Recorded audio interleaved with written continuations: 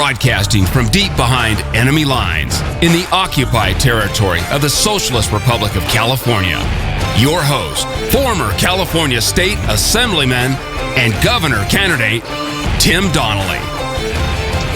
Hey, the number is growing. 29 governors are rejecting Obama's plan to bring more Syrian refugees, and we're getting the numbers. It's very interesting. 2,098 Muslim refugees from Syria since 2012 when the crisis began. 53 Christians.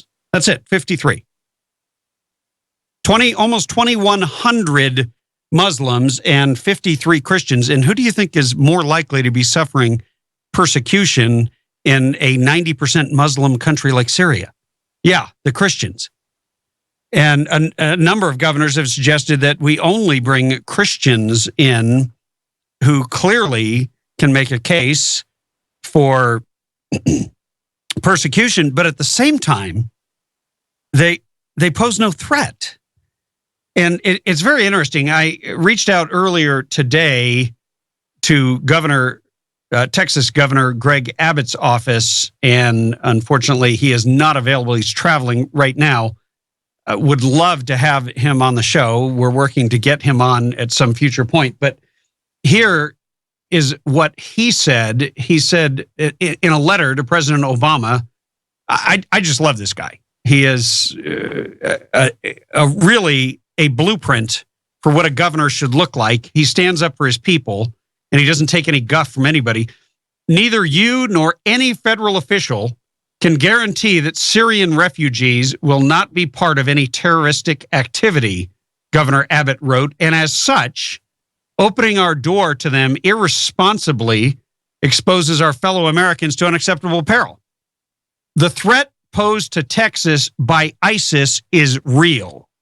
This is Texas Governor Greg Abbott. ISIS claimed credit last May when two terrorist gunmen launched an attack in Garland, Texas. Less than 2 weeks later, the FBI arrested an Iraqi-born man in North Texas and charged him with lying to federal agents about traveling to Syria to fight with ISIS. And you remember, we brought you that story when there was a Muhammad cartoon First Amendment event that took place in Garland, and you had ISIS operatives who went on social media and said, we're going to go to Texas and we're going to kill us some infidels. They made it clear what they were going to do. No, none of the federal authorities could be bothered. The NSA couldn't pick up on it. The Department of Homeland Security missed it. Nobody seemed to get the memo, even though they broadcast it over social media on Twitter, and they showed up. But the planners of the event actually had plenty of security there, and an off-duty Texas police officer, armed only with a handgun, took out both ISIS jihadists, and they were much better armed. They had AK-47s, they had high-powered assault weapons, so-called assault weapons, and the cop, with his training, took aim and took out the enemy, took out the threat. No Americans were killed. Simple as that. And, you know, it would be really nice if we could get the law enforcement agencies that right now are spying on Americans to start spying on ISIS. A group called Anonymous went public today, and within hours of launching a campaign to expose the ISIS Twitter accounts, got some over 5,000 accounts suspended so they can't communicate. Of course, they'll just create new ones. But it's an interesting group of people that are coming together to stand up for freedom, because that's what this is really about. It's not as if we woke up one morning and said, hey, let's go assault the Islamic faith. Let's go assault Muslims. No, we didn't do that. We woke up one day and it was 9/11 and they assaulted us. We woke up one day and discovered that we were at war with an enemy we couldn't Sea that spanned every country, not just one, and has converts all over the world willing to give their lives for this so-called cause, the cause of, I don't know if by killing someone, do you convert them? Is that a conversion, or is that just mowing them down so that you can ultimately claim that Islam is now global and worldwide and the most dominant religion in the world? I don't know. But what I do know is it's even bipartisan. You have one Democrat governor who has joined the 28 Republicans, and that Democrat is Maggie Hassan of New Hampshire, who has basically said, we're not having any. We will not accept any Syrian refugees, because everyone gets it that they can't sort out who's a terrorist and who's not. You can't tell just by looking at someone. And this, I believe, is how the war of the future is going to be fought. And that's why the Second Amendment is more important now than ever. And I hate to even take you back to California, because I'm not done with my wonderful governors, but I will, because we'll get in a little bit more to these other governors after the break. But meanwhile, back in California, Jerry Brown stands with Obama, refuses to defend California. He doesn't care. He said, I trust the government. I trust Obama. They'll be fully vetted in a sophisticated and utterly reliable way. I want to know what I want to know what Jerry Brown smoked. Because for him to have that much trust in the government that can't get anything right, that consistently misses claims by terrorists, whether they're domestic or ISIS, on social media, on the internet, about acts they're going to carry out within 24 hours. And he trusts them. He trusts that they will be able to fully vet and figure out exactly who's a terrorist, who's not, and bring in more Syrian refugees to California. Once again, your government in California betraying you. And Moonbeam, you're living up to your name. And it is a shame that Californians have to put up with someone who can't even put aside his partisanship, his hatred of all things good, except oil. He loves oil. He doesn't want you to know about it. He doesn't want you to discover it. He doesn't want you to make any money off it. But Jerry Brown wants to make money on his own property, and he's happy to steal from you. I think he's thrilled this thing happened because it took the heat off him. Nobody's talking about his oil scandal anymore, but we will keep that on the front burner and keep you informed. We're going to take a quick break, and when we get back, we will have more on France, ISIS, and a few governors here in California. Here in the United States, excuse me, that have brains. 323-746-TALK.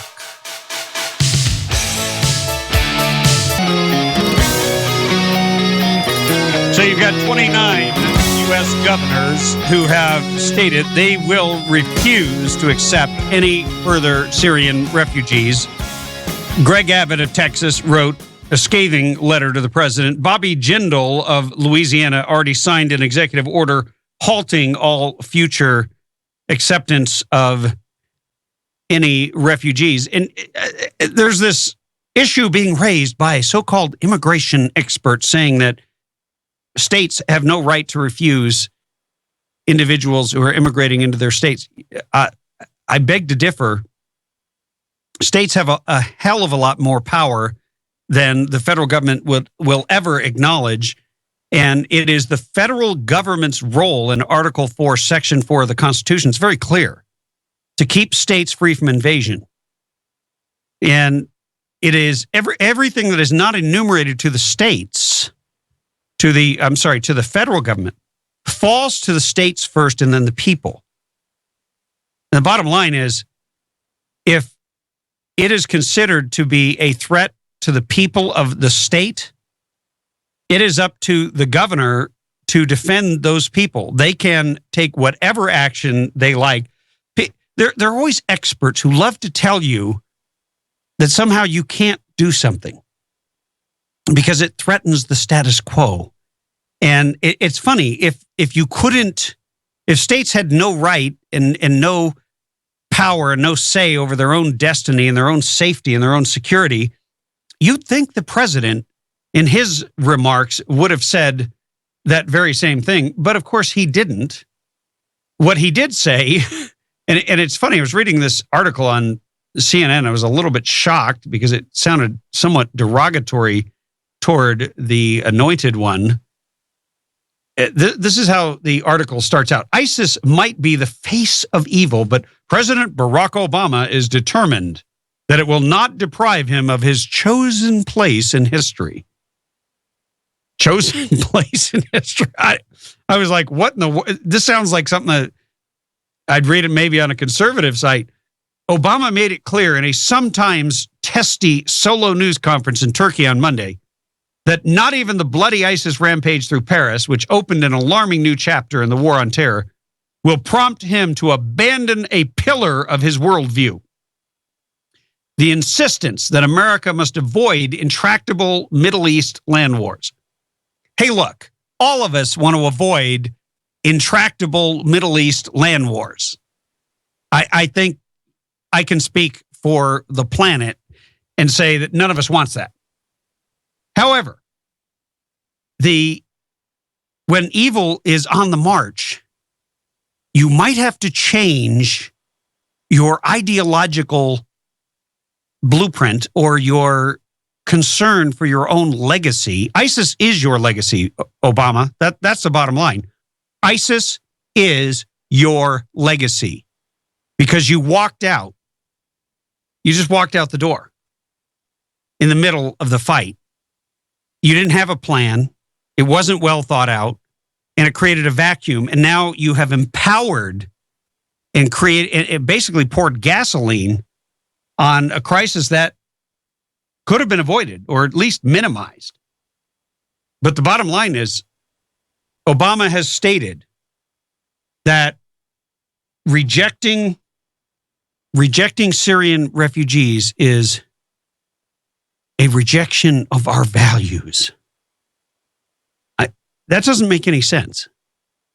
And Donald Trump does make a certain amount of sense. We've got a clip from him that we'll play for you a little later on, where he just says, hey, look, let's build a big, beautiful, safe zone for these refugees in the middle of Syria. Now, I don't know how that's going to work. I don't know if Donald Trump has any details on that, but it does make a lot more sense for refugees from the Middle East to stay in the Middle East. There's lots of other countries there. Why is it always our responsibility? Why is it Europe's responsibility? Why aren't the Muslim countries that surround Syria, why aren't they stepping up to rescue their fellow Muslims? That's what I want to know. I'm happy to take the Christians. I got no issue with that because Christians generally are not committed and they don't have it written into their faith that they have the right to chop your head off. And coming up after the break, we're going to have an expert on Daniel Greenfield talking about the Muslim faith. He's got a very provocative piece out today, and it is entitled Islam, Religion of War. And we'll have that up on timdonnellyshow.com for you to peruse before he comes on. But it's extremely provocative because nobody wants to talk about it. But it's the only religion that I know of that says that you have the right to kill somebody who does not agree with your faith. Anyway, we'll get into that after the bottom of the hour break. But going back to our governors, it's interesting what the Democrats said, because this, as I was starting to say, this is bipartisan. This is transpartisan. It is something that transcends partisanship. You even have weak-kneed establishment speaker Paul Ryan, who has said, after a bunch of conservatives came after him with a flamethrower, he stood in the corner. He said, okay, let's put a pause. We better be safe than sorry. But New Hampshire Democrat Governor Maggie Hassan, and New Hampshire is a state that is very well known for independent thinkers. The governor believes the federal government should halt acceptance of refugees from Syria until intelligence and defense officials can assure that the process for vetting all refugees, including those from Syria, is as strong as possible to ensure the safety of the American people.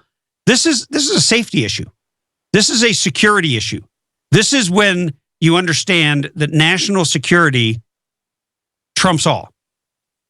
Because we don't need to bring in any more people to this country if we don't want to. That's up to us. It's not up to the world. We're not citizens of the world. Obama's not president of the world. He's president of the United States. He is supposed to look out for the interests of the United States. When you have 2/3 of the governors who say, we don't want any more refugees, then maybe you better start paying attention to that, because that is an indication of what the American people want. And even though Obama could give a rat's ass what the American people want, his party should be pressuring him. And there are Democrats who are starting to be nervous because they don't want to be known as the party that brought ISIS, that brought Syrian refugees disguised, who are really, truly ISIS terrorists, to the party. And Democrats don't want blood on their hands just before an election. So this is going to be one of the defining issues. This, along with just ordinary old illegal immigration, I believe are the two most significant issues facing our country and facing the candidates. And so we're going to do a poll today. And we just want to know, we just want a simple answer. You get to pick one. Which presidential candidate do you trust to handle the ISIS crisis? Which one? Trump, Cruz, Carson, Rand Paul, Chris Christie? I'd be very interested to hear your take, because I think, well, I'm not going to handicap it. I'm not going to say anything. I want to hear your take, because I do think that candidates who are coming across may be strong on one issue may not be perceived as strong on another. And national security, until this French terrorist attack, was not really on the front burner as much as immigration and other issues. 323-746-TALK. Daniel Greenfield when we come back.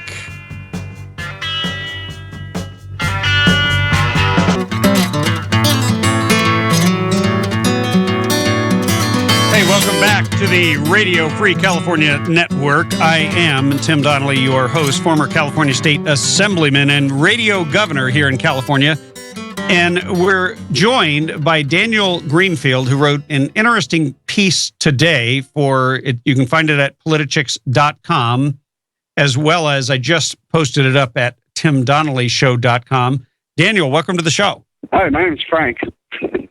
I'm not Daniel. Oh, okay. Well, go ahead and make your point while we're waiting for Daniel to call in. I'm calling from Iowa, Cedar Rapids, Iowa. I caught you online. I'm looking for Cruz. I'm hoping for Cruz to put his 2 cents on these.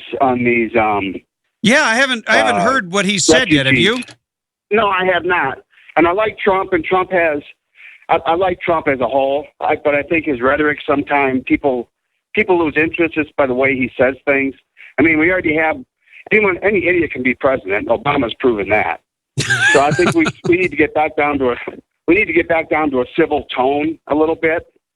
And I think Ted Cruz says it harshly, but he says it very smart for people to comprehend and agree and understand. Trump, who I like, I'll repeat it again, I just think he gets too much off the beaten path, too much bad mouthing. So I hope Cruz comes forward and says something. Yeah, so you're a Cruz guy. I'm a Cruz guy. I'm a Trump guy too. I just don't see it happening.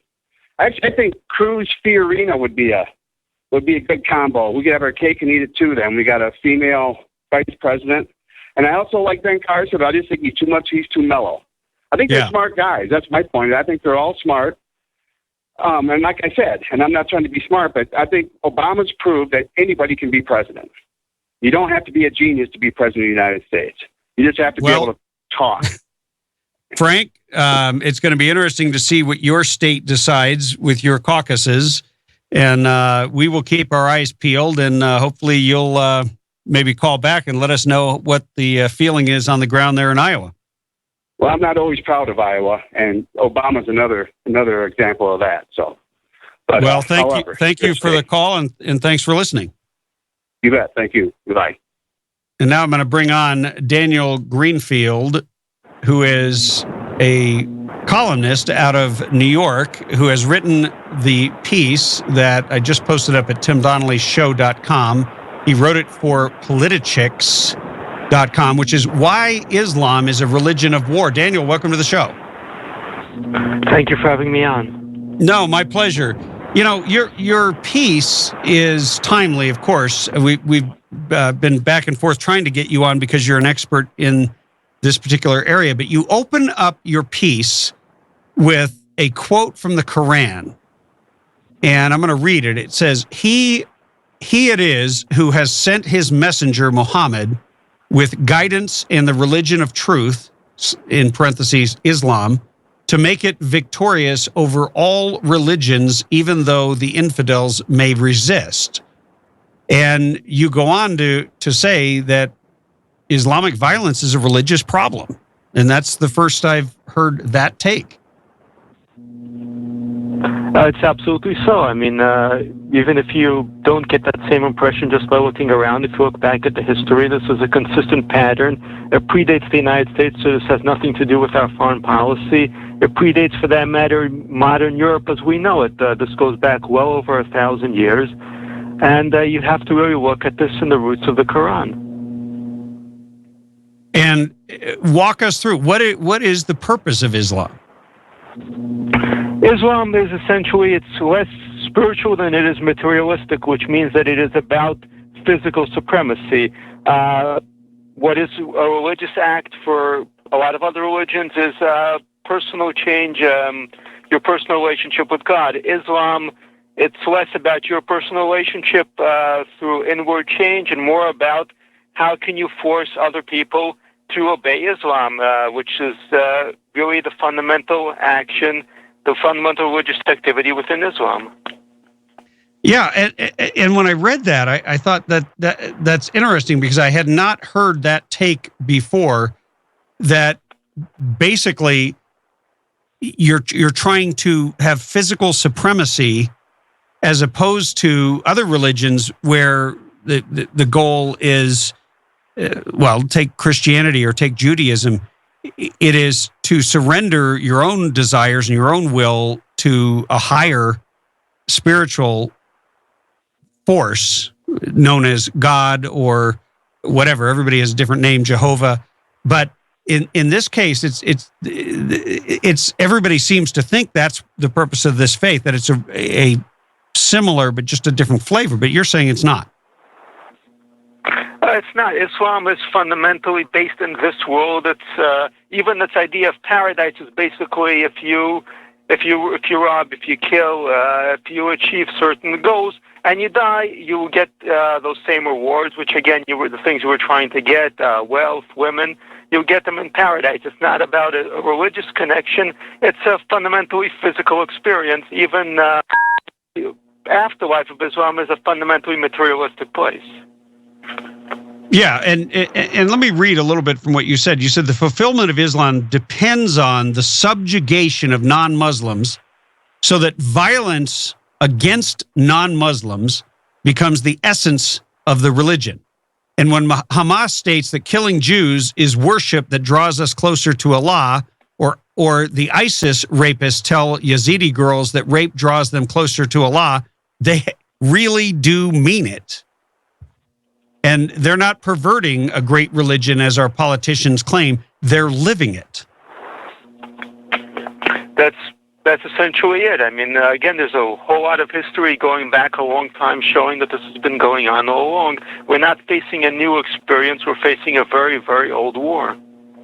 And this is what they're doing is in the Quran. Yeah, it is authorized by Al-Qaeda, all those groups cite Quran chapter and verse. So when John Kerry or somebody else says they're hijacking a great religion, this is not Islam, where's their degree in Islamic studies? The Caliph of ISIS has one of those, and he cites chapter and verse all of this. And truth and power in Islam are identical. It is not a religion of the oppressed, but of the oppressors. That's another line out of your op-ed that you wrote today, why Islam is a religion of war. That's essentially the case. Islam is really about conquering the Dar al-Harb, which in Arabic means the land of war, and turning it into Dar al-Islam, which is the land of Islam. The message of Islam is that there will be peace when you submit. Islam means submission, so the essential narrative is that Muslims forbid that which is bad, they enforce that which is good. That's what ISIS is doing, and they do so by subjugating non-Muslims to live under Islam.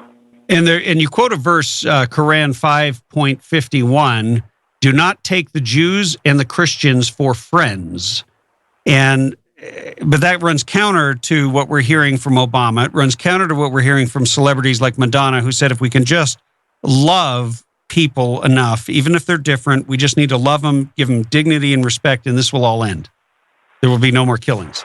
Well, the history says otherwise. History says that either you resist conquest or you're going to be conquered, and that's the kind of history that we're dealing with here.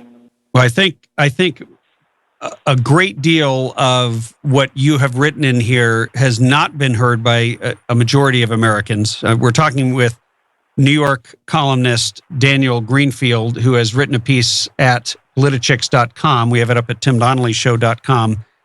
And Daniel, what is, I understand the purpose of Christianity and Judaism and Buddhism and a lot of other faiths, which essentially try to make you a better person. They try to get you to obey the 10 Commandments or obey the scriptures, and through your faith and through a process, you become a more spiritually minded person who is a better human being, essentially. What is the purpose of Islam if it is not that? What is their end goal? What do they foresee as I don't even know how to ask it, because it just doesn't. I don't see how they don't seem to be seeking anything like that. Well, Islam isn't what we think of as a religion. We think of a religion as being personal, as being spiritual. Islam is neither spiritual nor personal. It's a religion of physical conquest. Its end game is no different than that of the Soviet Union or Nazi Germany or any other empire that simply wanted to conquer territory and control the lives of the people there. If you look at the narrative of Islam, the Muhammad story, Muhammad fights, he conquers these people, he fights, he conquers these people. Then his successors, whom everyone is forced to obey, conquers these people. That's the essential narrative of Islam. It's an imperialistic narrative. It's a narrative of Islam expands to conquer and control the world. That's essentially all there is there. So you're saying Obama, who is the anti-imperialist president, basically is trying to undo all the damage that he thinks that America and the West has done in the world, is actually the defender of an imperialist religion. Islam is literally colonialism. It's been colonialism all along. It's been a religion that came in. You took the people there, you sold them as slaves. In some cases, people who ended up as slaves in America were sold that way. You control the territory and you control the future. That's always been the idea. It's a very practical and pragmatic idea. It's also very brutal and horrific. Hey, we are talking with Daniel Greenfield, who is a columnist for Front Page Magazine as well as Politichicks.com. We're going to take a quick break and come back with your questions. 323-746-TALK. And, of course, more from Daniel Greenfield right after this. Hey, welcome back to the Tim Donnelly Show. We have special guest Daniel Greenfield. He is a columnist at Front Page Magazine as well as Politichicks.com. He's written a provocative and insightful piece, chock full of history, facts, and quotes at Politichicks.com. I have it up at TimDonnellyShow.com. It's also linked on our Facebook page. And Daniel, do you mind if we take a question from a caller? Sure. Let me bring on... Give me your first name and city. Where are you from? Yes, I'm Gary. I'm from Apple Valley. Been listening to your show since you started. Great. You're on with myself and Daniel. Right. I have a lot of questions, but not one in particular that I'd want to ask you, Daniel. I had a comment about our fearless leader and the direction this country's going. Well, go ahead. You got 30 seconds. Make it. Okay, well, I just wish everybody would stop dancing around the black elephant in the room and just face the facts of things. Obama is a Muslim terrorist, and he's arming our enemies and bringing them into the country now with all these Syrian so-called refugees. And the same thing that happened in Paris is setting up to happen here. So it's a big concern. Anyway. Well, Gary, I appreciate your call. I'm glad that you're listening, and I'll let Daniel respond when I let you go here. Daniel, you have any thoughts on that? I mean, there's no question that under Obama, the United States has become a state sponsor of Islamic terrorism. We've become an instrument of regime change for organizations like the Muslim Brotherhood. And if you think about what the Caliph of ISIS and bin Laden and just about every leader of an Islamic terrorist group had in common, they were members of the Muslim Brotherhood. Yeah, it's hard. It's hard to. You can excuse maybe the first time that he didn't identify Islamic terrorism as Islamic. You could excuse maybe the second time when he couldn't identify the Islamic State as Islamic. But the 15th and 20th time and this continual denial to simply call it what it is. And then he comes out and says that he wishes candidates and others, referring to Republicans, shouldn't pop off about issues without knowing all the facts. This is the guy that popped off about Ferguson and inflamed it, and any other minor altercation that involved any sort of a black young man versus the police, he seemed to have a comment for. He seemed to be willing to pop off on. But when it comes to literally the survival of Western civilization, he's silent. And so it seems to be he's assenting to it with his silence. He absolutely is. But then again, if you look at the Democratic debate, none of them were willing to say even the words radical Islam. They were not willing to do that. And really, it's a sign of how extreme the Democratic Party has become, how unwilling they are to face reality. Yeah. No, we played a clip yesterday. It was as if the killings and the terror attacks in France had never happened. I could not believe it. Other than the moment of silence at the beginning, there was no substantive discussion of the most significant issue that should have been at the forefront of the entire debate. Yeah, I mean, they are not willing to deal with this. They insist on living in this kind of politically correct fantasy world. Hillary Clinton still wants to bring 65,000 Syrians here. Martin O'Malley wants to bring 65,000 Syrians here. They have no concern for national security. They have no concern for what actually going on. ISIS, there's a UN report now about how much power ISIS has picked up in Libya, and this was very much Hillary's war. And there's zero accountability, zero sense of responsibility there. Yeah, and if we put Hillary in charge, we would basically be putting in charge a person who is responsible on her watch in her official capacity with essentially allowing ISIS to grow. And Obama created the vacuum that supercharged their growth pattern. He did. He created a giant hole in the Middle East, and the sucking sound that we're seeing, the beheadings, all of that, it's coming from the disruption that he created. So what's the solution? What do we do? For one thing, we have to start telling the truth, and we're all part of that, and we have to see to it. We have to work to see to it that candidates who really get it, who understand, are going to end up making these decisions and keeping these issues in the forefront, because it's too easy for them to listen to the same old advisors who tell them we have to bring 10,000, 20,000, 100,000. We have to promote democracy. We have to push all these failed policies, and then we end up with democratic policies under Republican administration. And it certainly seems that the American people have woken up. We have 29 governors, including one Democrat out of New Hampshire, who have said we refuse to accept any more. No such luck here in California, and I'm sure in New York. We got Jerry Brown, who says, I trust Obama, everything's going to be great. But almost two-thirds of the governors are on our side. Daniel, thank you for coming on the show today. Keep writing these great pieces, and we'd love to have you back sometime. Thank you for having me on. That was Daniel Greenfield, columnist at Politichicks.com.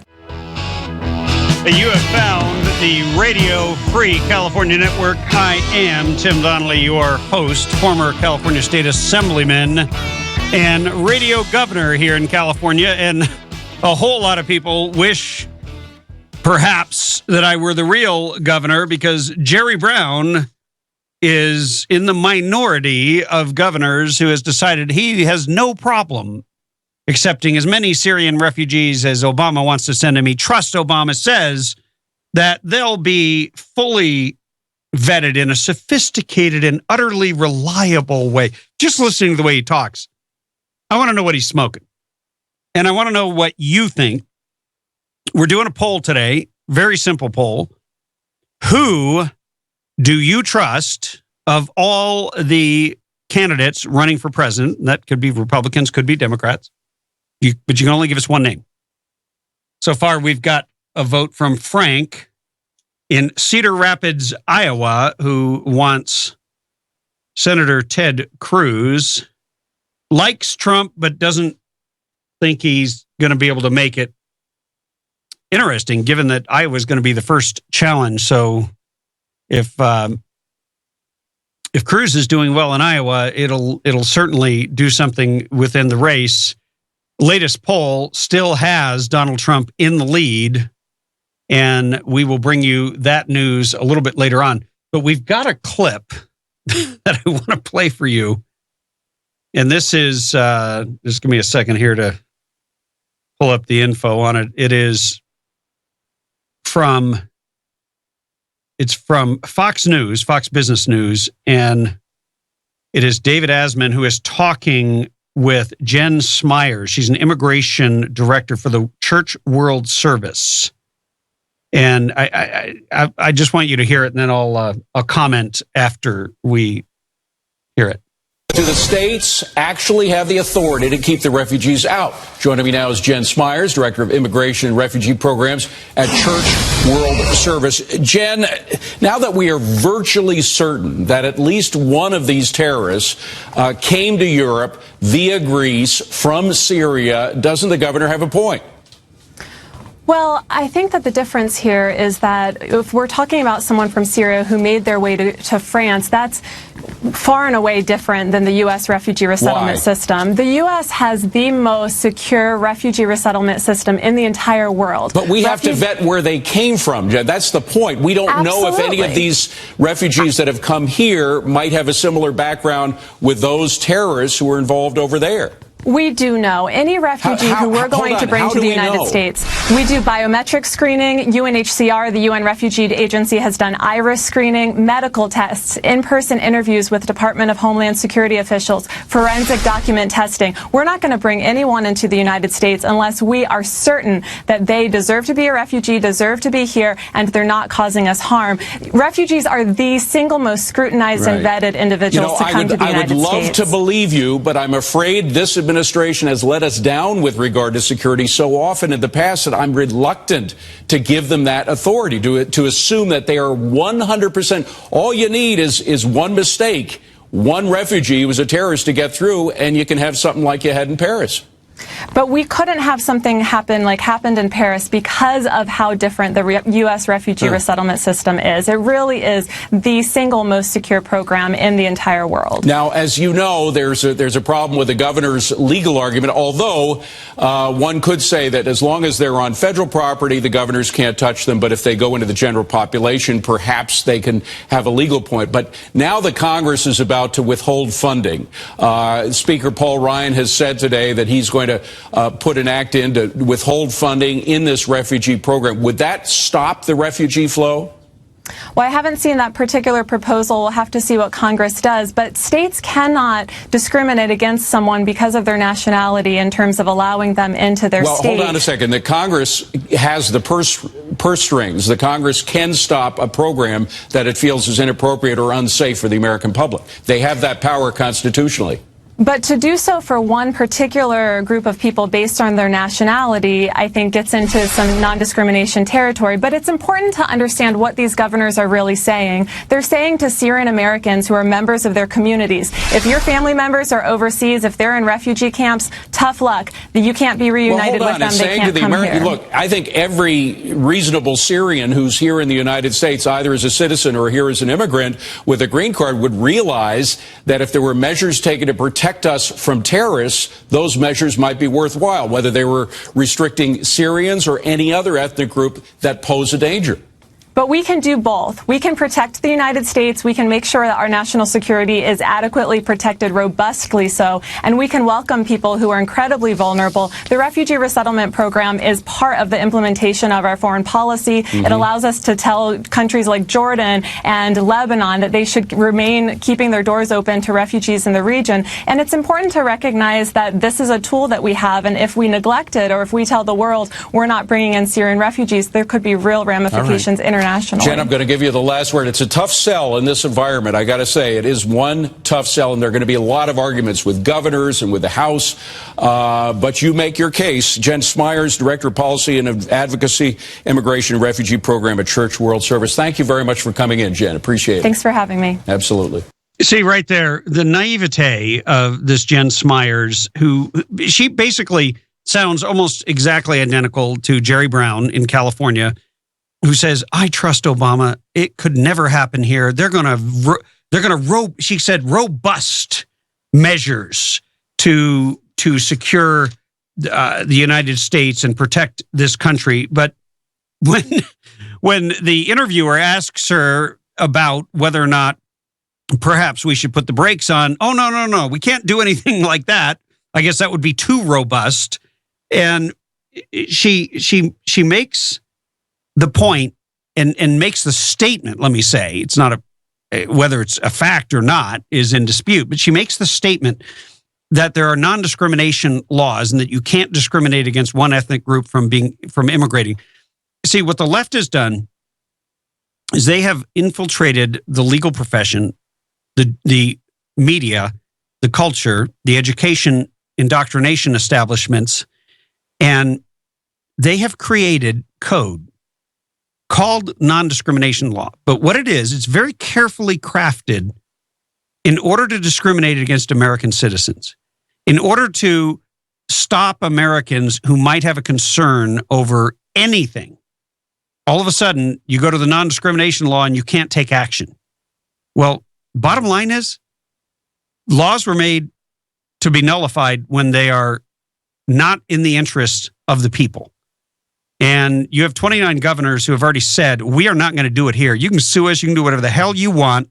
We are going to stand up for the people. And it's nothing against the Syrian refugees. There may be a lot of very, as she said, vulnerable people who are in need. You know what? It's not a signal to the rest of the world that we're not going to help them. It's a signal to the rest of the world to get off their asses and do something. If you're a Muslim country and you claim to care about Muslims, and 99% of the refugees who are affected are Muslim, I don't know, it's a clear signal for you to step up and do something.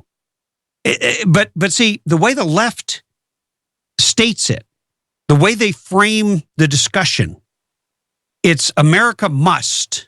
We must subjugate and submit and surrender our will and our needs and our desires and our security for the rest of the world, as if somehow we're here at the service of the world no matter what. Well, no, we are the servant country of the world. We are, which leftists will never admit. They call us colonialists, imperialists, and you have Barack Obama, who is trying to undo all the damage we've done all over the world by damaging America in retribution. That's really what he's trying to do. And unfortunately, he is not an American president. He is an enemy of this country, and he is in the White House. And I don't say that because of the color of his skin. I don't say that because he's a Democrat. I don't say that because I disagree with him on major policies. I have no problem disagreeing with him in an agreeable fashion. But when he puts this country and its citizens at risk so that he can promote an ideological agenda, so that he can be in with the Muslim Brotherhood and be buddies with all these Muslim leaders, so that he can get his legacy with the Iran deal, which I'm sure someday he'll be able to brag over cigars about how he negotiated the greatest deal of all time, even though he's basically handing them nuclear weapons. Maybe that's what he wants to do. But he is saying that is more important than preventing a France-like attack in the United States. And when this Jen church lady says France can't happen here, well, I'm going to actually agree with her. The attack might start the same, but it'll never finish the same, because there will be armed Americans who will take out those terrorists. And so it is absolutely critically important that we reject people like Jerry Brown who say, I trust the government, everything's going to be fine. Meanwhile, he and Gavin Newsom and everybody else are trying to take away your guns, your right to defend yourself. 323-746-TALK. If you want to get in on the conversation, we'll be right back after this break.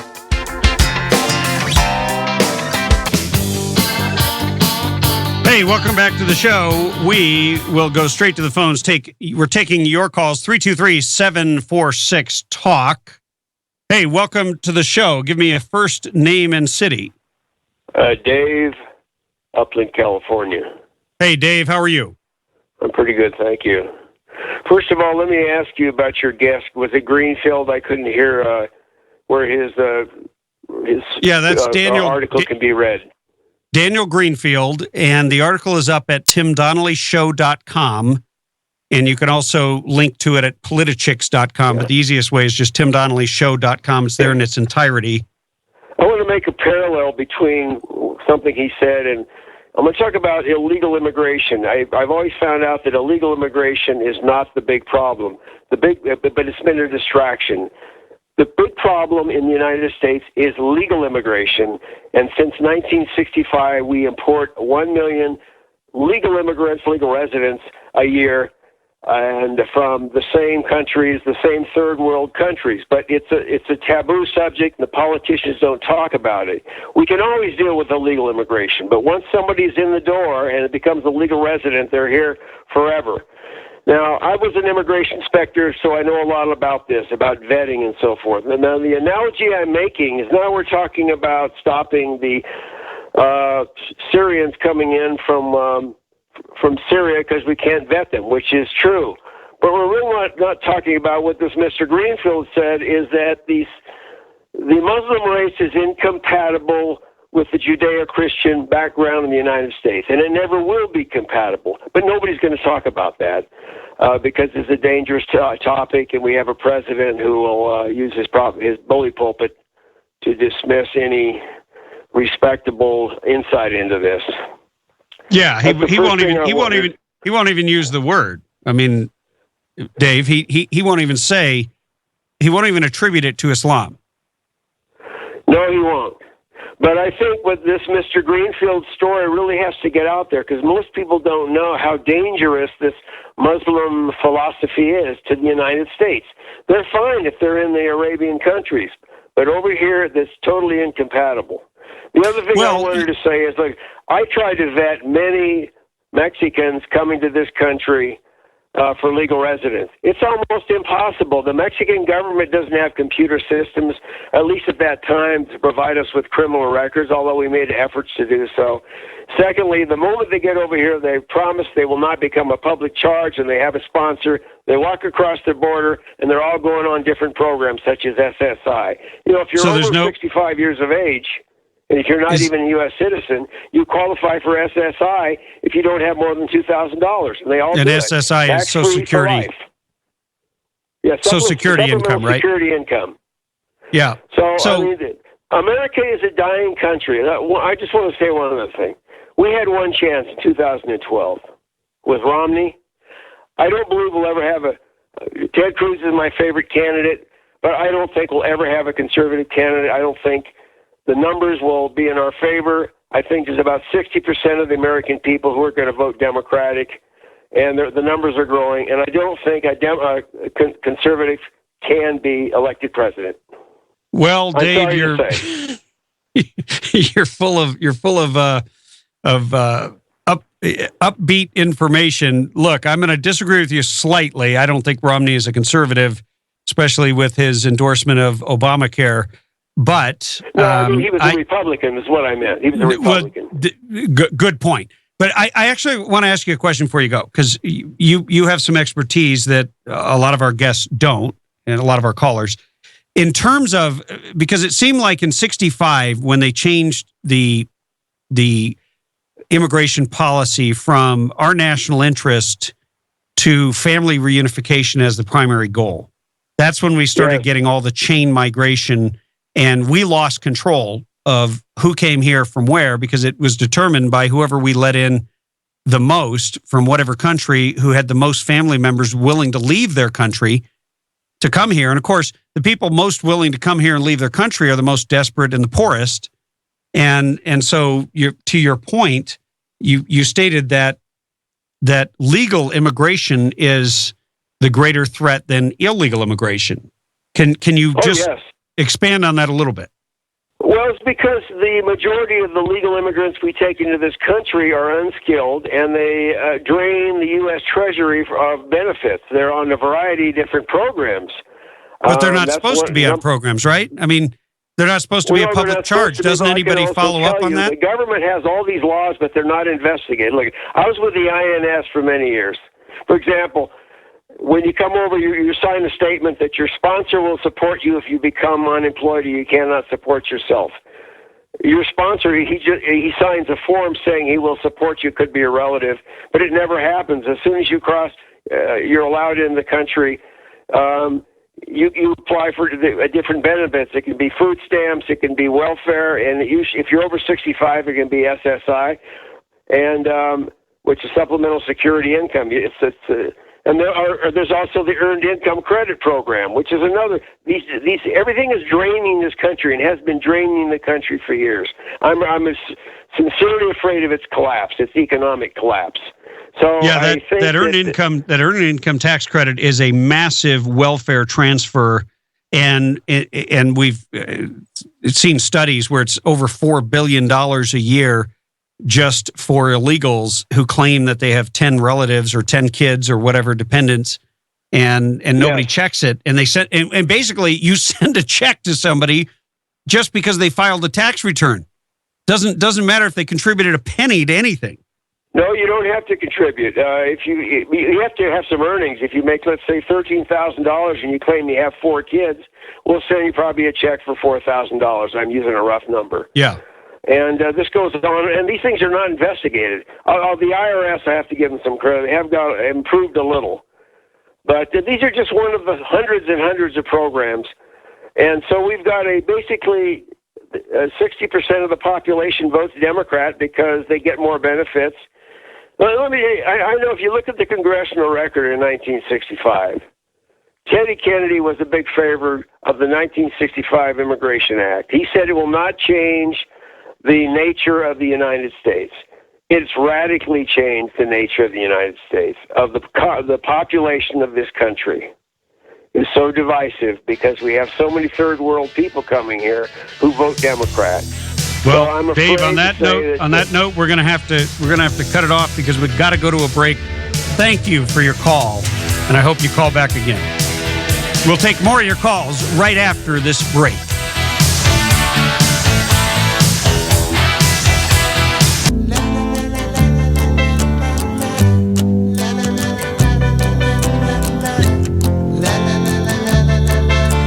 Hey, you are listening to the Radio Free California Network, where we take your calls, 323-746-TALK. We're going to go straight to the phones. Give me your name and city, please. Hey, it's Andy from Apple Valley. Hey, Andy, how are you? Good, thank you. That woman we had earlier, Jen, she was so certain on how she could keep these refugees. She could have just only the good ones come in this country. But as you know, we have a person that has a Social Security number from another home state and had no birth certificate when he became president of the United States. Yeah, you make a good point that certainly anything is possible. We seem to have no security in this country. And, it's a funny thing. When you run for office, they don't check your papers. They just ask you your name, and you put it out there, and that's it. Now, there are all kinds of laws that apply to running for office, but in the end, we just trust you. Right. I mean, my job, to qualify for my job, I had to have a lot more proof than to run for president of the United States. I just don't trust these politicians. Well, I think you and millions of Americans join you in that sentiment. And look, I don't trust the government. They can't do anything right except maybe the military in terms of at least out on the battlefield blowing things up and killing the enemy. I trust them. They tend to be effective at that. But when it comes to building roads and bridges, you're much better off if you job that out and contract it out to the private sector. Yes. It'll get done in a timely fashion on budget. But just about anything that the government does. Look at the VA. They can't even take care of our wounded troops, our veterans, when they come home. They can't take care of them. They can't meet their needs. So you want to trust the government to vet all these people who, in many cases, are paid liars. They could be sociopaths who have no conscience whatsoever, or they've had their conscience so severely depressed by their ideology and their zealous following of their religion that they're going to be able to convince someone that they're an innocent person, and then the next day they're out killing Americans. Absolutely, and there's really no way to screen these people. I mean, some of these people are great liars. They get right across the border here, and they laugh at us about it. So. Oh no, they will be. Anyway. No, they understand. They've studied our systems. They know that there's this huge gap between what the politicians tell the public and what the reality is, and they know that they're going to be able to push as many people through as long as governors don't stand up to Obama. But Obama picked the wrong fight, because with 29 governors and growing, with a Democrat along with 28 Republicans, you're seeing protests all over Europe. I think you're going to start seeing protests in the United States, in states where they decide they want to bring in Muslim refugees from, in particular, Syria. Well, the problem is with the media. The media won't broadcast that.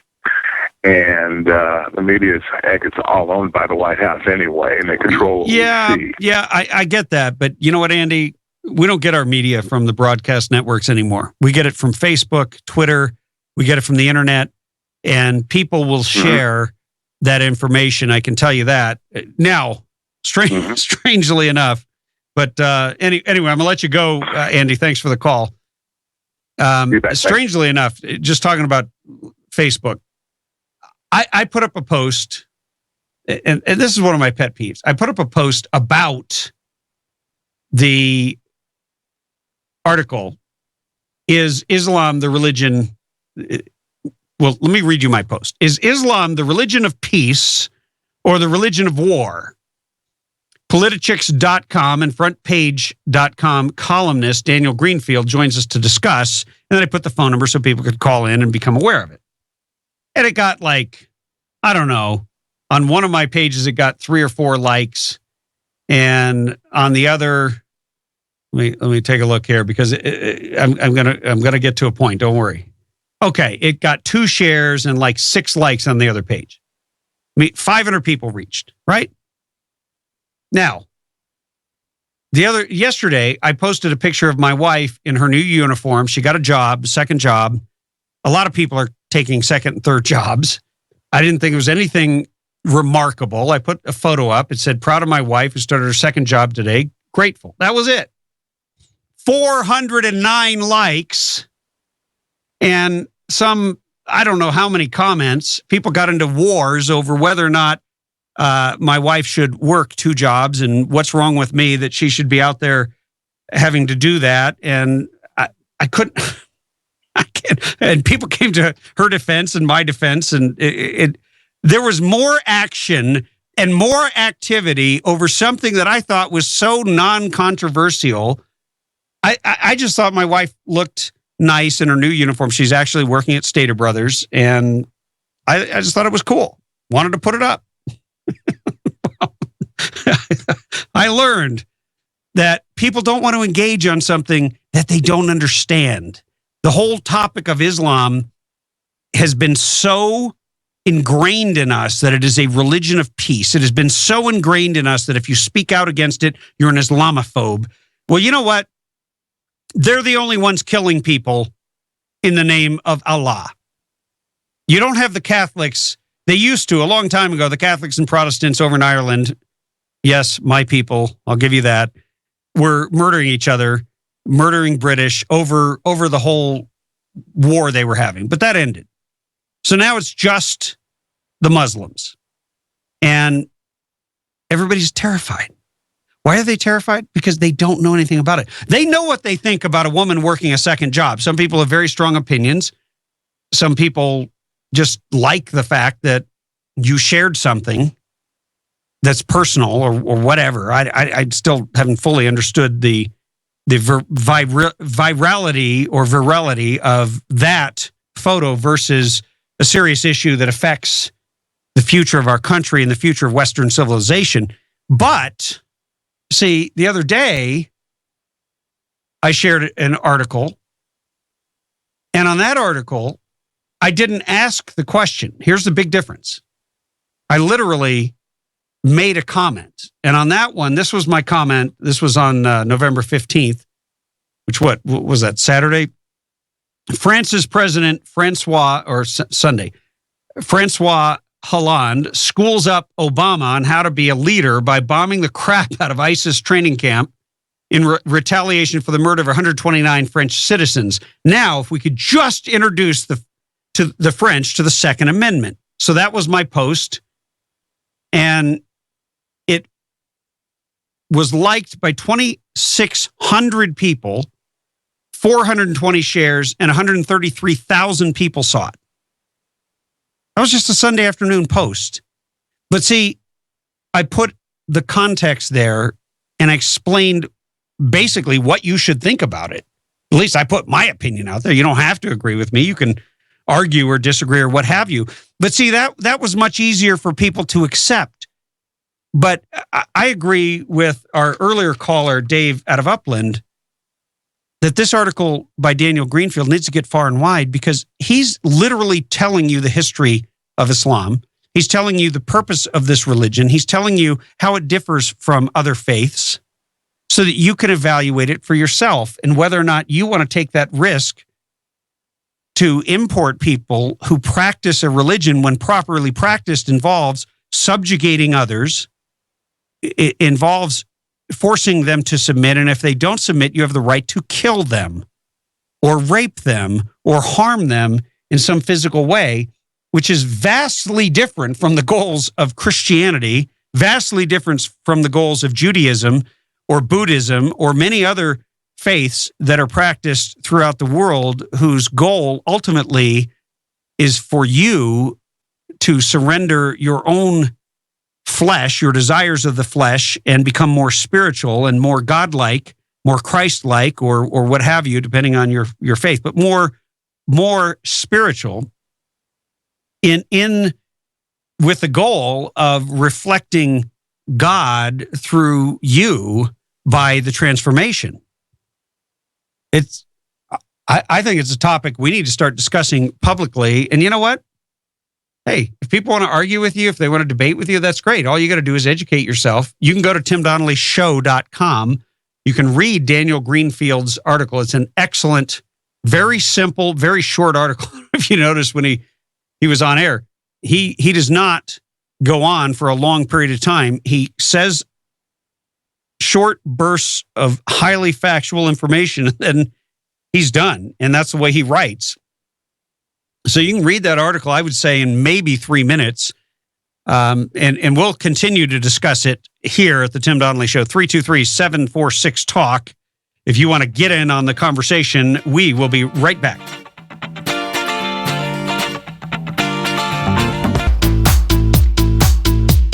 We get email. I got to share this one with you. I don't ordinarily... you will never find me to be someone who forwards emails, but this one was hilarious. Democrat convention schedule. Save the date. Saturday, 27th of August, 2016, 11:15 a.m. Free lunch, medical marijuana, and bus ride to the convention. Forms distributed for food stamp enrollment. At 2:30 p.m., group voter registration for undocumented immigrants. 4 p.m., opening flag burning ceremony sponsored by CNN. 4:15, address on being the real you. Rachel Dolezal, former head of the NAACP, and Caitlyn Jenner. 4:30, how to bank $200 million as a public servant and claim to be broke. Seminar put on by Hillary Clinton. 4:45 p.m., how to have a successful career without ever paying a job and still avoid paying taxes. Seminar moderated by Al Sharpton and Jesse Jackson. 5 p.m., Medals of Freedom presented to Army deserter Bo Bergdahl and Baltimore looters. 5:30 p.m., invitation only autograph session, souvenir photo of Hillary and Chelsea dodging sniper fire in Bosnia, which of course we know never happened. 5:45 p.m., tribute to all the 57 states, Nancy Pelosi. 6 p.m., general vote on praising Baltimore rioters and using terminology alternative shoppers instead of looters. 7:30 p.m., announcement of VP nominee Chris Stevens with a quick rebuttal and withdrawal when Hillary realizes she got him killed in Benghazi. 8:30, the White House Semantics Committee, general vote on rebranding Muslim terrorism as random acts of Islamic overexuberance. Well, I don't think that would fly because they would never use the term Islamic. 9 p.m., liberal bias in the media. How can we make it work for you? Tutorial sponsored by CBS, NBC, ABC, CNN, The Washington Post, and The New York Times with guest speaker Brian Williams. 9:15 p.m., tribute film to the brave freedom fighters still incarcerated at Gitmo by Michael Moore. 9:45 p.m., personal finance seminar, Businesses Don't Create Jobs, says Hillary Clinton, but I think that's Barack Obama's. 10 p.m., group condemnation of bitter clingers, otherwise known as gun owners. 10:30 p.m., ceremonial We Surrender waving of the white flag to Afghanistan, Russia, Iran, and ISIS. 11 p.m., short film, setting up your own illegal email server while serving in a cabinet post and how to pretend it's no big deal, hosted by Hillary Clinton. And then at 11:30 p.m., official nomination of Hillary, hosted by Bill Maher and Chris Matthews. Yes, you can't make this stuff up, which, of course, it's all a parody, just in case anyone is going to get freaked out and call in. And anyway, I'm going to go to the phones, take your calls. Give me your first name and city. Welcome to the show. Wayne from Victorville. How you doing? Wayne, how are you? Oh, I'm wonderful. I'm calling in to basically let you know about Ted Cruz will be the pick. And I want to say something about the Syrian refugees as well. Go for it. Okay, I already told you about Ted Cruz. Now, wasn't there a program that's going on where they were talking about taking Section 8 and putting it in the upscale neighborhoods? I believe I heard something about that. Yes, that's called the affirming affirmative housing. It's got a big, long abbreviation. I don't remember the exact terminology. It was really kind of hard to say. But yeah, there was and is a program that is being pushed through HUD, Housing and Urban Development. Okay, so only thing we need, because it may not be possible for some of these governors to stop the Syrian refugees. So what they should probably do is identify those type of neighborhoods, predominantly Democratic, and put them there. And just maybe that would, I'm serious, maybe that would create such an outrage. And also, Mr. Donnelly, to prove to you that I've heard every show and every word you said, I would also take some of those Syrian refugees and put them in the neighborhoods of Michigan people who do not like people from Ohio State. How about that? I heard it. Wayne, are you from Ohio? You know I am. I'm from Columbus, Ohio. Well, you know what? I'm the retired chief that you talked to months back. Well, Wayne, I love you anyway. Okay, I love you anyway. You get a pass. You're going to be the token Ohioan that I can love. That's it. All right, no more. Only one. Because you served your country honorably, and you're a great American. Look, you got a good point, but I do think this is the fight, because I haven't seen Americans respond to anything. And now they get it. They see the murders, they see the slaughter, and Americans are not stupid and we're not sheep. And when the governors stand up and speak for the people will back them. And that's very encouraging to me. And I agree with you. I think this is Ted Cruz's issue. It's his moment to stand up and shine. I agree. I definitely agree. Well, Wayne, we are thrilled that you called back into the show and that you have listened to every show. You have a great memory there, because sometimes I forget things I've said, and once in a while I'll listen to a past show and go, oh, yeah. Well, the next words you say about Ohio, I'm going to call you right back. No, I will always try. Don't even talk to me about John Kasich. And by the way, I don't know if you heard, but hey, I'm with you. You don't like Kasich? No. Good. You know what? I'm from born and raised Ohio. I mean, I'm a Pittsburgh Steelers fan. I don't like the Browns. I don't like the Bengals. No, everything from Ohio ain't always good. Yeah. Well, by the way, I don't know if you heard the news on the break, but Governor Bobby Jindal from Louisiana just dropped out. Actually, we had a contest going on that. Nobody won that one. I don't think anybody saw him coming. But, Wayne, we got to take a break. Great having you on. Call back more often. Give me a hard time. You got it, man. Take care. All right. Hey, if you're just tuning in, you have found the Radio Free California Network. I am Tim Donnelly, your host, former California State Assemblyman and radio governor here in the state of California. We just got the news, if you weren't listening previously, the GOP field has shrunk, and I believe it is poorer for the exit of Governor Bobby Jindal. I understand why he left. He was not making traction, but the guy's got a lot of great ideas. He really does. He even stated, he said, look, I was writing all these policy papers and they just weren't very popular. Look, it's too early for policy papers. It's time for personality, and that is one of the cold, hard realities of politics, along with the fact you got to raise a ton of money. You have to have that charisma and personality, and I've met Bobby Jindal in person, and he's an extraordinary man. He doesn't quite have that charisma to be president, but he has a lot to offer, and I'm going to be watching closely to see who he backs. It's going to be very interesting, because you could see him in a number of camps. You could see him in the Ted Cruz camp. You could see him in maybe even Rand Paul. I don't know about Chris Christie, but I would hope. I don't think you'd ever see him in George Bush's camp. But I told you earlier I was going to give you an update. There's a Reuters poll out, and they've been tracking the whole time. And they have a nice graph at their website where you can actually go and see where the candidates have been and where they are now. On November 15th of 2015, you had Donald Trump at 37.7, Ben Carson 15.4, Marco Rubio 10, Ted Cruz 7.5. Then the next day, it changed slightly.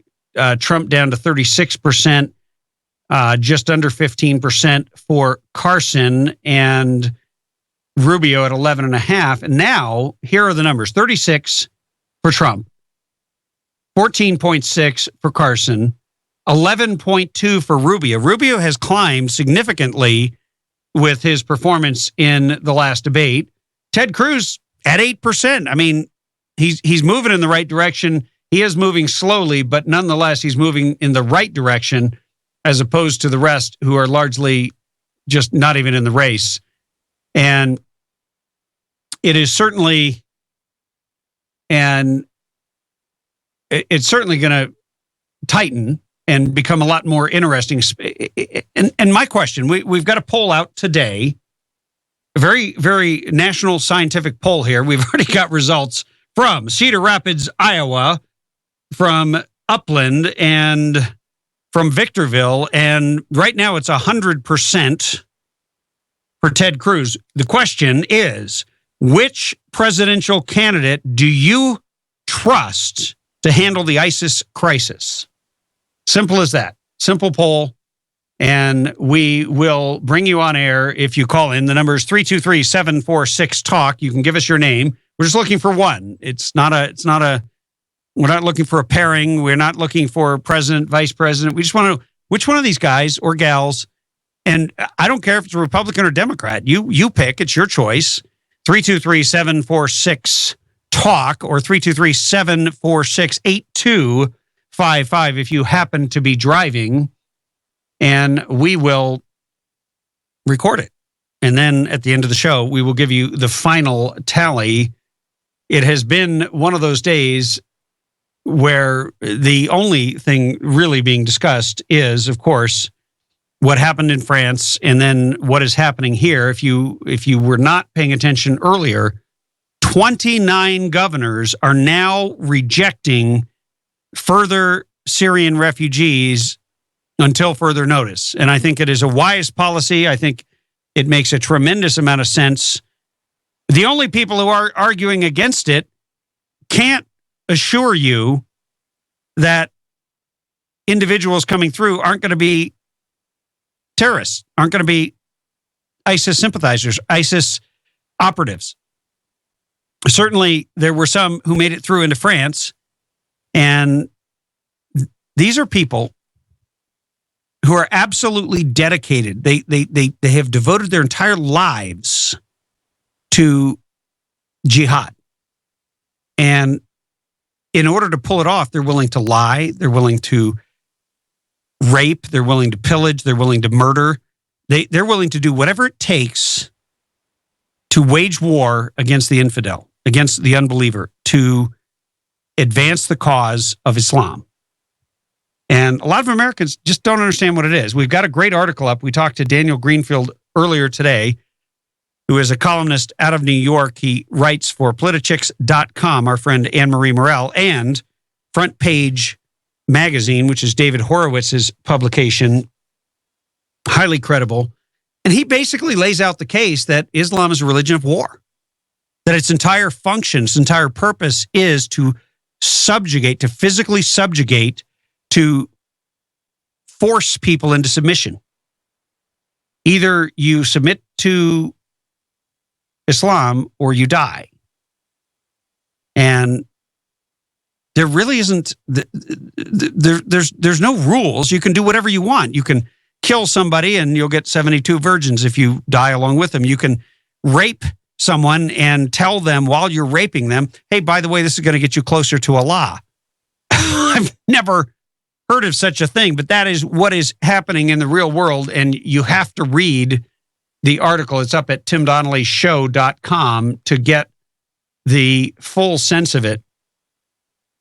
But what we're doing is we're trying to go deeper than just what you hear on the nightly news and actually get into the story behind the story. And I think it's deeply encouraging. You have 29 governors, 28 of them are Republicans, one is a Democrat, showing you it's not a partisan issue.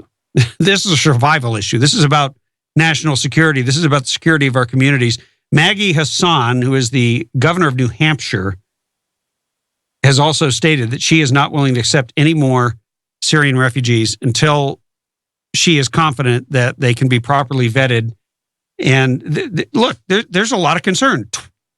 Out of the just over 2,100 who we've accepted since 2012 from Syria, a whopping 2,098 are Muslim and 53 are Christian. So 2.5% are Christian and 97.5 are Muslim.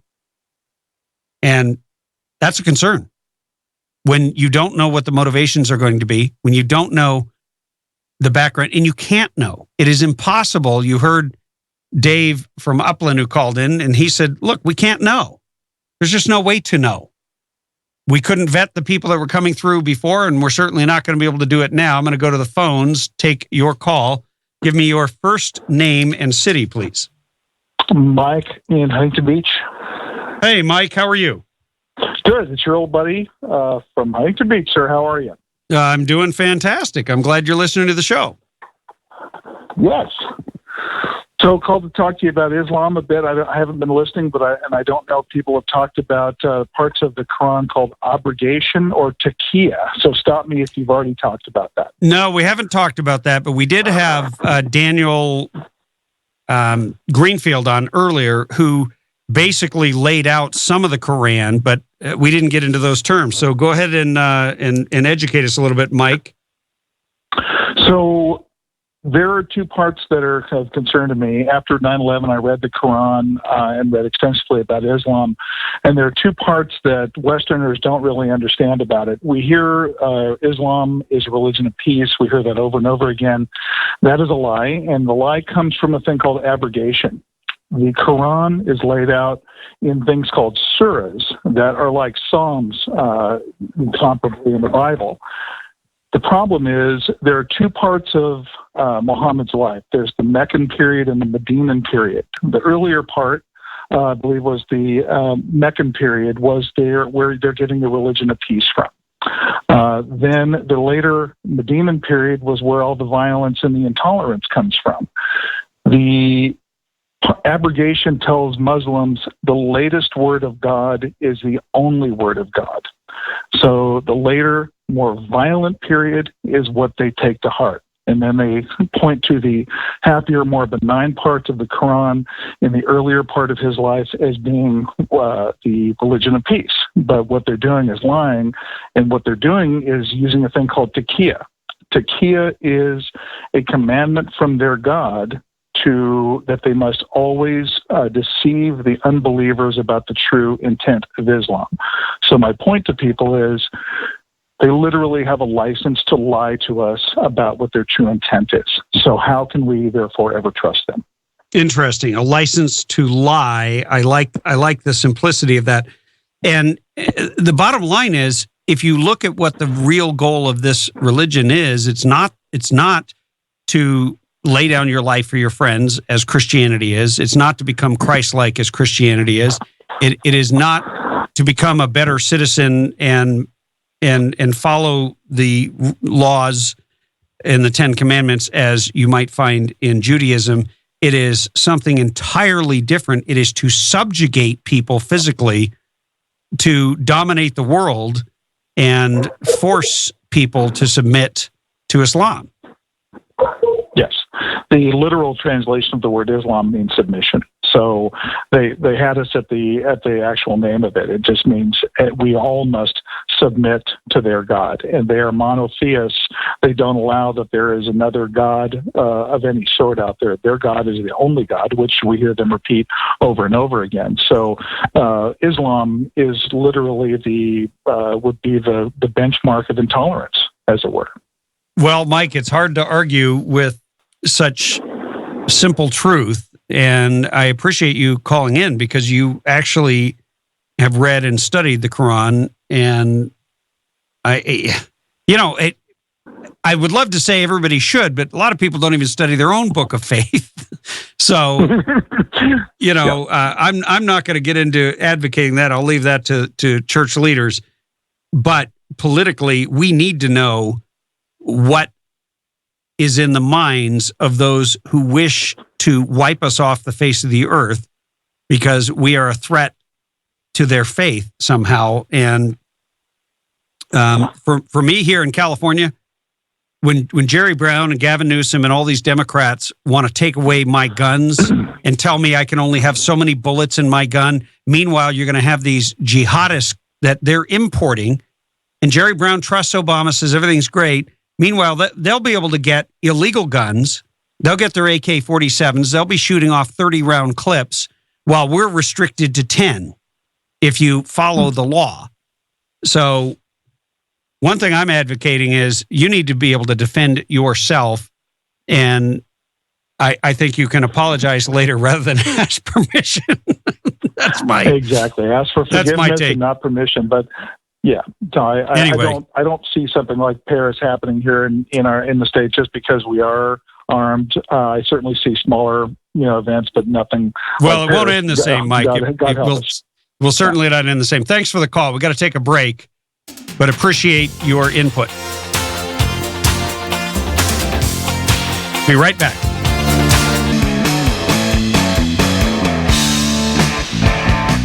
Hey, welcome back. We are talking about the French attacks, the aftermath, and what, if anything, we're going to do about it here. And we do have a poll, and I'm going to throw the question out again. You can call right up until the end of the show. Which presidential candidate do you trust to handle the ISIS crisis? 323-746-TALK is the number, 323-746-8255.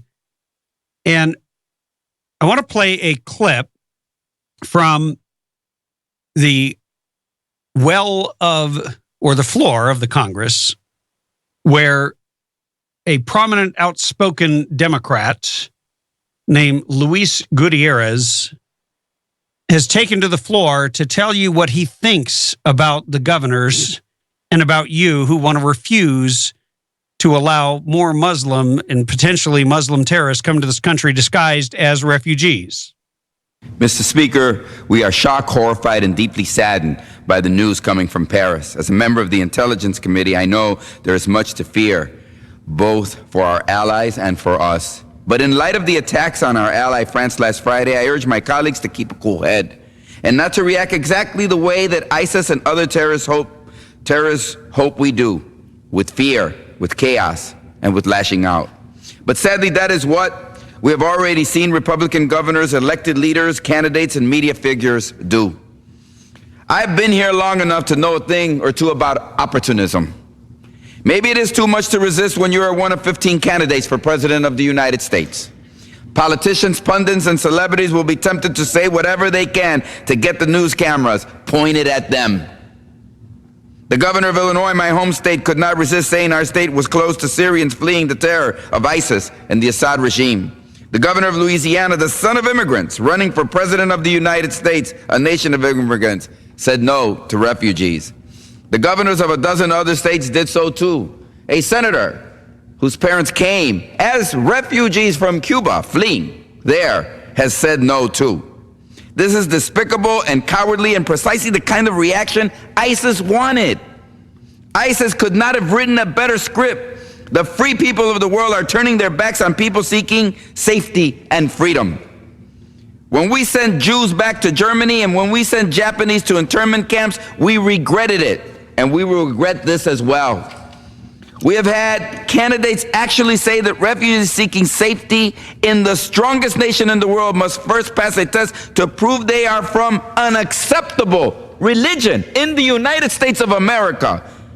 They said this in the 21st century, an acceptable religion in America. Now, of course, the governors of Illinois, Texas, and Louisiana, and most of the other states that are scared of ISIS are Republican. And because it is a federal matter, they are overstepping their powers with executive orders because they cannot actually stop refugees from resettling in their states. And they know it. How sad. Instead, they have instructed state agencies not to assist people fleeing terror. We are a better country than that. No matter how scared Republican leaders become, we must not abandon our commitment to being a nation without equal in the world, a nation that does not fear or shy away from any challenge. It is our commitment to religious equality and to freedom to worship as we please that has made us a great nation, and this is no time to abandon that tradition. Our bravery, the bravery of our military, the bravery of our commitment to freedom and equality has shown for almost 250 years what American exceptionalism is truly all about. It is not the time to lose sight of ourselves and say America is too weak. America cannot handle 20,000 or 200,000 refugees fleeing for their lives. It is not the time for America to consider raising the white flag and say to those waving the black flag, yes, ISIS, you are right. We dislike and fear Muslims, and we don't care if you perish or not. A lot of us love this country too much to see it abandon core principles and values because religious extremists commit acts of terror designed precisely to terrorize us. On Thursday, the Immigration Subcommittee will hold a hearing on refugees from Syria and the Middle East, as well it should. But you can already imagine what we will hear. Republicans will most likely raise fears that Muslim terrorists disguised as refugees would somehow pass exhaustive criminal background checks because they've been lying in wait in those camps overseas for years on the slim chance they could do damage to America. They will raise suspicions, instill fear of Muslims. We've heard enough from Luis Gutierrez. He makes his entire case that somehow we're waving the white flag. We're not waving any white flag. We're saying who will come into this country and who will not. And right now we're going to reject people coming from a country where terrorists may be hiding amidst those who are genuinely in need. You know what? You know who can step in and fill that gap? Are Muslim countries. Let's see if they care about their fellow Muslims. We will be right back. 323-746-TALK.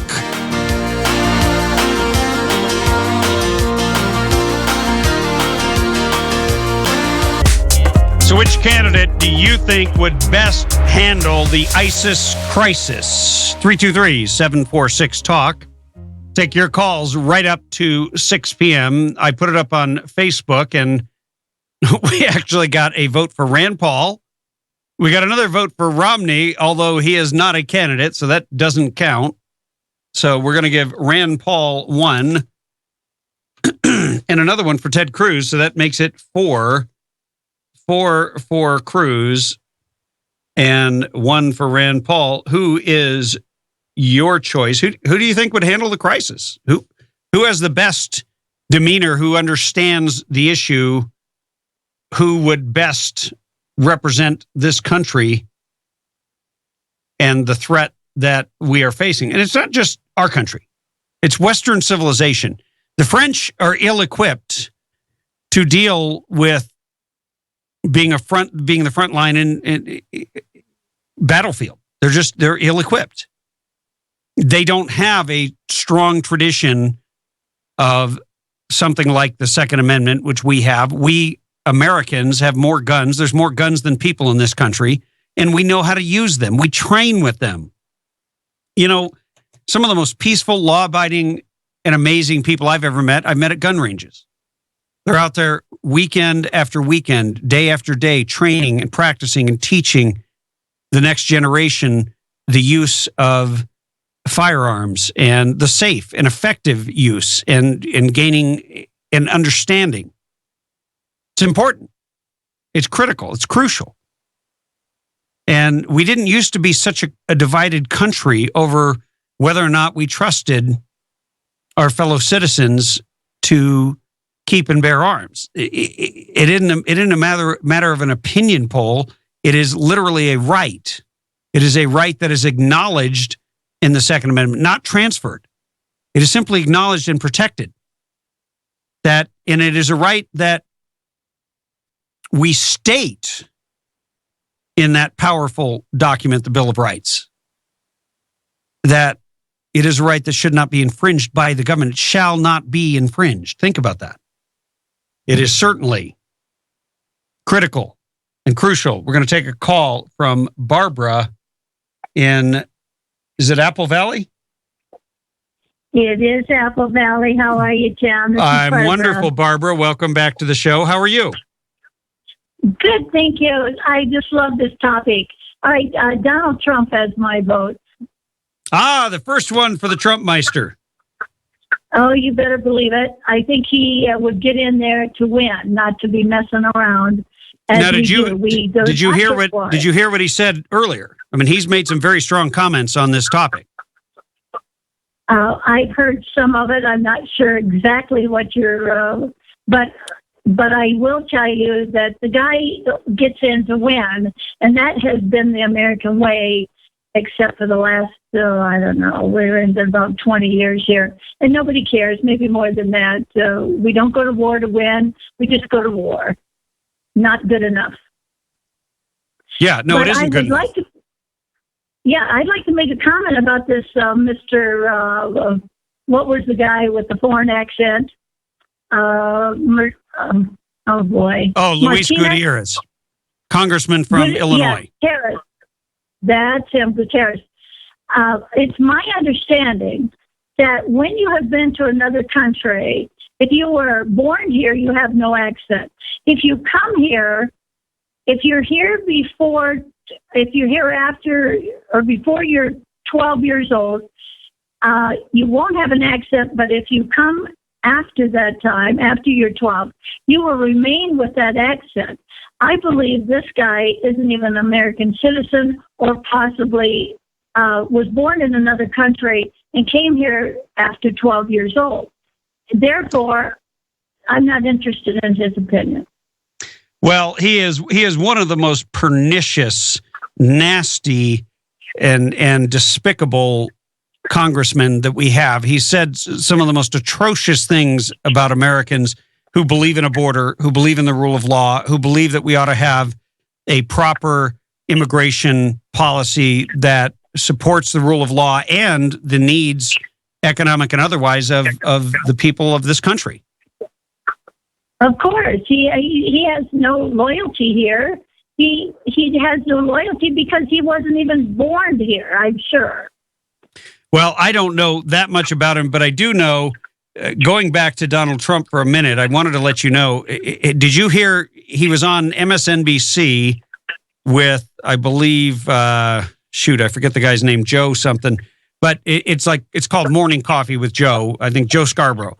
And they were asking him, would you consider shutting down mosques in America? And Donald Trump said he wouldn't take that off the table. He said in New York, they used to monitor them. They used to spy on them to hear the things that they were saying and whether or not they were inciting people to go kill Americans. Oh, yes. That hasn't been very long ago. And I'm sure that, well, since your famous president has been in, our most recent one, that may he's not my president, I see. Yes, exactly. But before that, I believe they absolutely were when Bush was in. Absolutely. Well, it makes sense. If you know there are people conspiring to kill you, and we know there are people on U.S. soil who are inspired by these radical clerics. You just take those Sarnoff brothers who blew up a bunch of innocent Americans enjoying a pastime that's gone on for a long, long time, the Boston Marathon. How despicable and disgusting. Of course we need to spy on them. We need to stop spying on Americans, and we need to profile and analyze and figure out where the threats are coming from and shut them down. Well, nobody's going to do that better than Donald Trump. Nobody's going to do it better. And so I don't know where everybody else is going, but that's where I'm going, and that's the direction I'm going to stay. I want to go with the winner. I want the United States made strong. I want us to have jobs. I want us to be here. And as far as France is concerned, we have more killings than that in Chicago every week. So I wouldn't, I don't, even though it's a sad situation about France, but come on. What about Chicago? Here's why people react so strongly, because you have individuals who are innocently minding their own business, and all of a sudden they are struck dead. No expectation for that to happen. It's not like a gun battle on the streets of Chicago in a bad neighborhood where you have gun control, thanks to Barack Obama and Luis Gutierrez and all the rest. His old buddy Ralph or Rahm Emanuel, who basically have disarmed the citizenry, but they forgot about the criminals. So the criminals control the streets. That's different than people at a concert or people at a football stadium. It's the striking of the innocent, unawares, the ambush factor that I think moves people so tremendously, because they can see themselves in that situation. Well, I think that's a point, but I also say, what about the people that, when we have our school shootings, I don't see the rest of the country coming over here and bearing arms and coming in here to protect us from those type of people, whoever it is. I mean, it always seems like somehow they kill themselves or something, and then there's no questions or anything. Well, Barbara, you know that I put forth a bill to allow the teachers and other school personnel to be armed if they can pass the test and get a concealed carry permit. I think they ought to be able to carry on campus. That way they can meet that evil with force, equal force, and take them out and save lives. And that's the only thing that's going to change school shootings, in my opinion. But we do need to go to go ahead. I want to make this one point, that every month those teachers take a drug test. And if they don't take a drug test every month, I'm not going to let them have them guns. Absolutely not. I think you'd be shocked. So you're putting an amendment into my bill. Absolutely. Just a little add-on there that they absolutely take every month. And I think you'll be shocked to how many couldn't pass it the next month. Well, I would be shocked if any of them who had a concealed carry would have that issue, because there's a certain mentality and mindset. But we shall disagree on that. When we come back, I'm going to play a Trump clip. So make sure you stay tuned. Thanks for the call, Barbara. We'll be right back. Hey, welcome back to the Radio Free California Network. I am Tim Donnelly, your host, former California State Assemblyman and radio governor here in California. And we've been doing a little informal poll. Who or which presidential candidate do you trust to handle the ISIS crisis? Barbara just called in. She likes Donald Trump. Listen to Donald Trump on what he would do with the Syrian refugees. What I like is build a safe zone in Syria. Build a big, beautiful safe zone. And you have whatever it is so people can live. And they'll be happier. And one thing I noticed, even with people that work for me, where they come from countries that you wouldn't think are so great, I would say moving back to Syria is not the greatest thing, right? But you know what I find? People come and they work for me legally, legally. But they come, they work for me. When they retire or when they leave, what they really want, they want to go back home to their country. You know, that's sort of amazing to me, because a lot of the countries, I would say, why would you want to go back? But they want to go back to their country. Now, in Syria's case, I think it's probably similar. So you keep them in Syria, you build a tremendous safe zone. It'll cost you tremendously much less.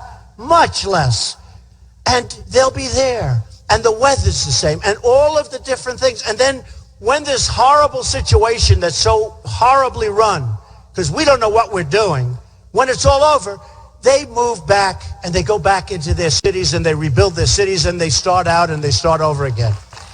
I really believe that. I mean, they're going to learn German. They're going to learn all these different languages. It's ridiculous. The weather. A friend of mine lives in Minnesota, and he calls me and says, can you imagine it's 130 degrees in Syria, and now they want to send some up to Minnesota where it's 30 degrees. But these people are going to be very, very unhappy. It's cold and beautiful, but it's cold. So I look at what's happening worldwide, and a lot of it is because we don't have the leadership at the top. Well, I could listen to Donald Trump all night. He's highly entertaining, but he does make a good point.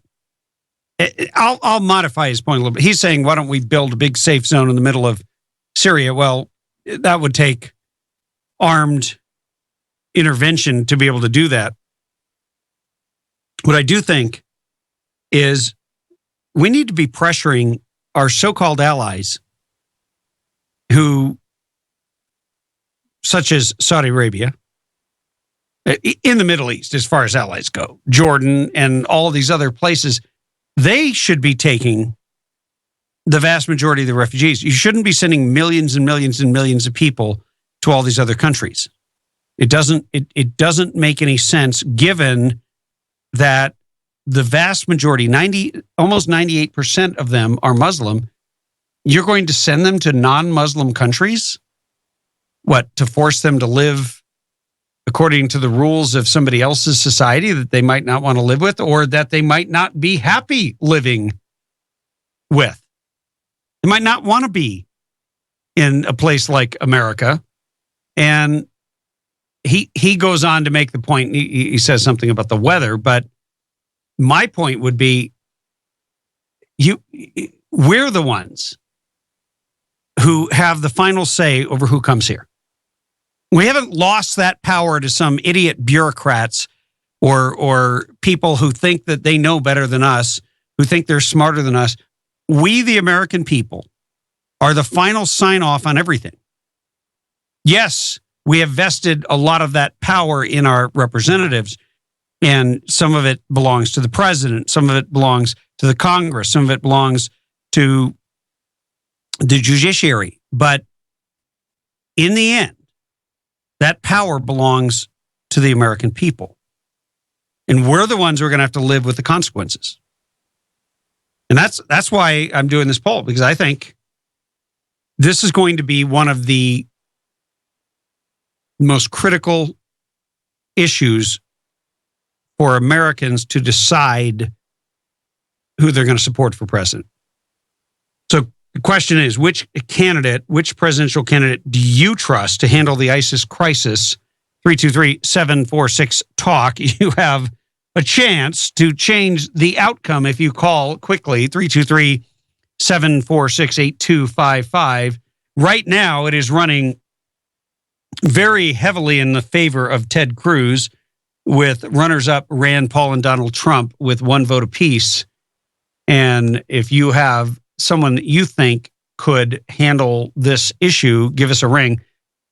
Otherwise, we will just simply move on and continue to discuss it. And here's the thing.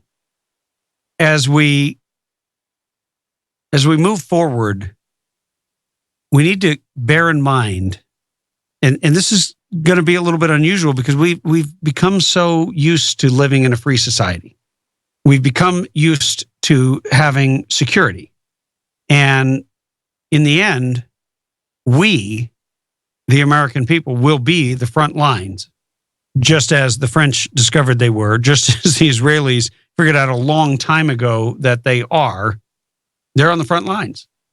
So more significant than anything else now, in light of what is happening, is we've got to defend and protect the Second Amendment.